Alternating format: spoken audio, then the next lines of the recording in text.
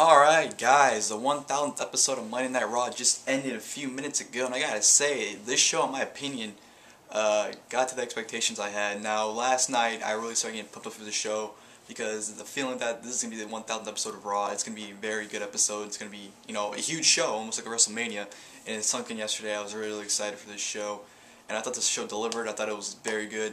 The second hour was probably the worst hour, but it wasn't that bad. I thought it was still good. For overall, 1000th Raw, I thought it was a solid show, I thought. Now, I'm not going to go through everything that happened. I mean, I'm pretty sure most of you guys saw the show, so there's no need for me to go through them. But I'm just going to give thoughts on, some of the segments that happened. Okay, you opened the show. New signature, which was a really good thing. The old signature was getting kind of, it's dragged on for a few years. I don't know when it debuted. I don't know the exact year, but it kind of got a little old. But I am going to miss, we promise you a great main event here tonight. I'm going to miss hearing that in the beginning, but whatever, new things happen, so whatever. And followed by that, we had a great, amazing video package highlighting, Raw in the past almost 20 years. So that was really cool to see. And Vince McMahon opens the show. He says, "Thank you guys for making 1000 Raw possible." And here's DX. DX comes out, Triple H, Shawn Michaels, and they're like, "Wait a minute, weren't there more of us?" And I'm like, "Yes, there are, or there were." Why did I say that's what they are for? I don't know what the hell I'm saying, but I said, yes, there are. There's more of you. And out comes Billy Gunn, Road Dogg, X-Pac. They had a pretty good segment there, interrupted by Damien Sandow, of all people. He calls him with his big vocabulary and all these big words. I don't know what the hell he's saying half the time, which leads to him getting super kicked and pedigreed and thrown out of the ring. So that was a pretty good way to open the show. That was really good. And throughout the show, they had these random Skype segments with Charlie Sheen, because we all know he closed Twitter down, so they did these Skype sessions with them. And if you did not know that they were telling him what to say, you'd actually think he was actually watching the show, because I thought he was selling it pretty damn good. So Charlie Sheen on Skype, that was whatever. But yeah, we had a backstage segment, Layla and AJ, talking about the wedding, and Layla asks if she's like mentally unstable, and she says, "Why does everyone always ask me that? Everyone's mentally unstable." Which she opens the locker room door to the hallway. You see Hacksaw, you see Piper and Truth doing jump rope with little Jimmy, and you see Mae Young and the Hand, Mark Henry's baby, ladies and gentlemen, all grown up, and that was pretty funny. So that was pretty good stuff there.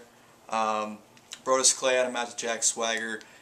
Only interesting thing about this was Naomi and Cameron got less clothing, so all you, yeah, you know what I'm talking about out there, were probably like that, like myself. And which led after the match, Brodus Clay saying, "Here comes his brother from another mother, Dude Love." Yes, ladies and gentlemen, Dude Love, the knees, yeah, Dude Love. He came out and did that, which was awesome. Awesome to see Dude Love. Love his theme too. But anyways, besides the point, AJ and Daniel Bryan wedding right after that. They do everything. Daniel Bryan guessing what the tuxedo was epic. Slick was the Prime Minister, which was pretty awesome to see. AJ looked hot as hell as usual. Get to the wedding. Slick asks if they do. Bryan goes yes. AJ goes yes. And he says, "I now pronounce you." And AJ goes, "Stop. I didn't say yes to Daniel Bryan. I said yes to another proposal I received earlier today." Out comes Mr. McMahon. I'm thinking, oh fuck, what the hell's going on? Mr. McMahon goes, "The new Raw General Manager is AJ." So AJ is now the new Raw General Manager.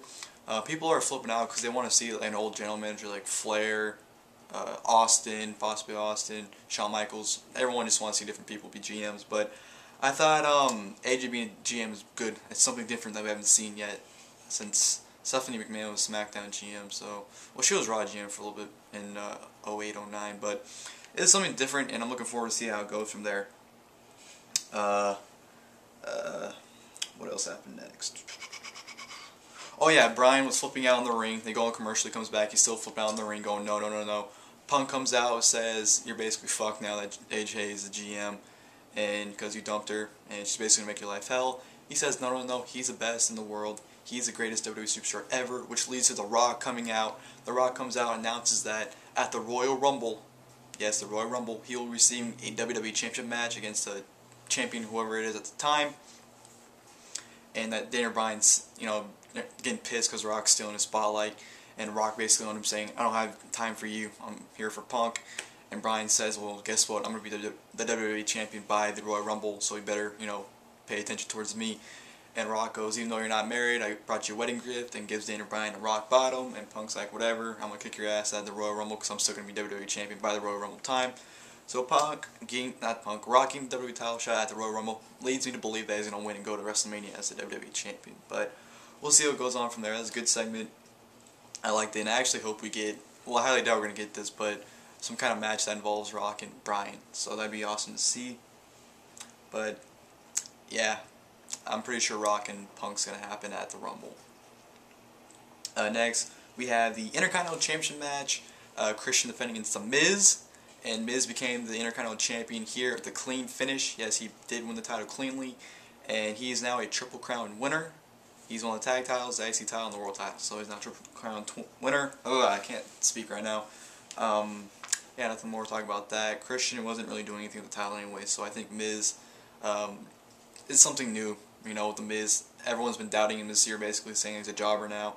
But yet the guy came back last week at Money in the Bank, main event of the pay-per-view, and is the Intercontinental Champion now. So I don't see how he's a jobber, but Miz, Intercontinental Champion. That's something good. Now we have a heel champion, to say at least. Next, we have the Triple H Brock Lesnar thing. Triple H came out and said, Lesnar, are we going to do it or no? I sounded gay, by the way I just said that. Heyman comes out and says, no, you're not getting the match. You already have lawsuits. Lesnar doesn't have time for you. And starts talking about Triple H's family, which leads Stephanie McMahon to come out and say that Lesnar, my father came out and faced Triple H, you know, a few years ago, which I think she meant like 10 years ago. You know, the not Austin McMahon, when McMahon feuded with Triple H in '99. But, what the hell was I saying? Oh yeah, she said Lesnar's too scared to do it when, you know, an old guy like Vince McMahon can stand up Triple H, which leads to Triple H. Fuck, I'm botching all over the place. Which leads to Steph and Paul Heyman going at it, and that let out Brock Lesnar. So the match will happen at SummerSlam. I do expect a gimmick match to be added, like a street fight, last man standing, some kind of gimmick to be added to the match. So that's good to see. We're getting Triple H and Brock Lesnar, because that's going to be a hell of a match, I think. Oh yeah, they showed a video package after that with Austin McMahon. You saw the WWF logo a few times too, which is pretty cool to see. It wasn't blurred out or anything; you perfectly see it, which was awesome.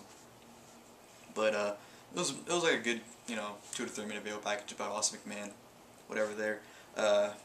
Slater is ready to job somebody. He calls anyone out, says, I'll face anyone in a no DQ match. Out comes Lita.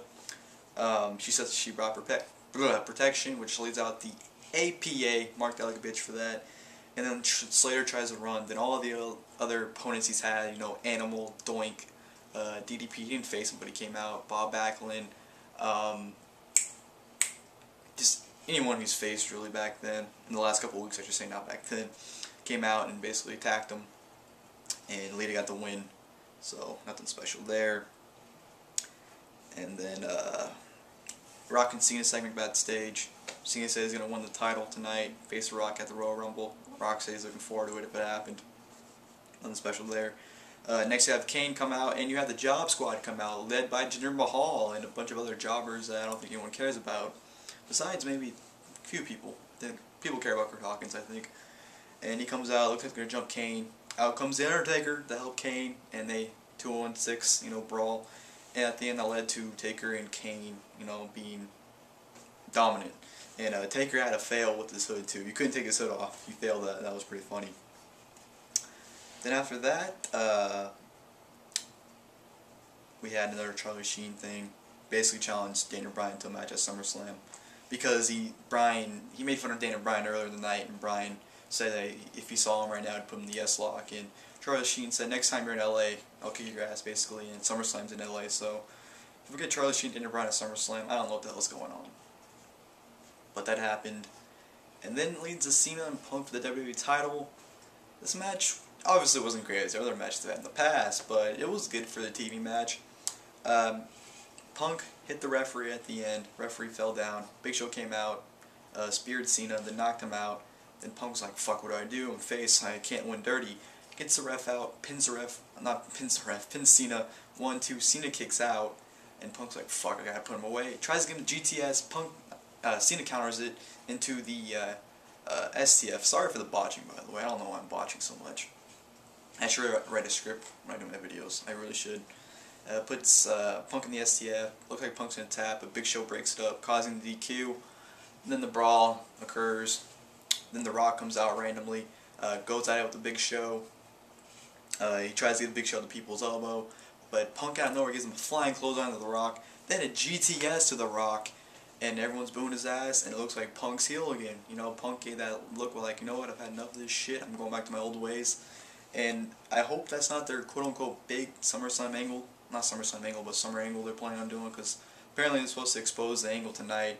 And I really hope Punk being heel isn't the angle, because I'm not saying it's not going to be great or anything, but it's kind of disappointment to see something we've kind of seen before. But I don't know. Raw, like I said, it was good. I liked it. Punk being heel, that's great to see him be heel. A heel dominant champion like himself. It's gonna be good to see. It's gonna be interesting to see, and it's gonna be interesting to see where this leads. Possibly a fatal 4-way at SummerSlam. Am I blinding you guys? Like the lights reflecting my iPod to the camera. Am I blinding you? I'm sorry. But possibly a fatal 4-way at SummerSlam. Punk defending against Show, Cena, and Rock. That could be a possibility. But WWE title match, Royal Rumble. Hopefully it's Punk and Rock. Be great to see. And thank you guys for watching the video. And I am out. Thank you for watching.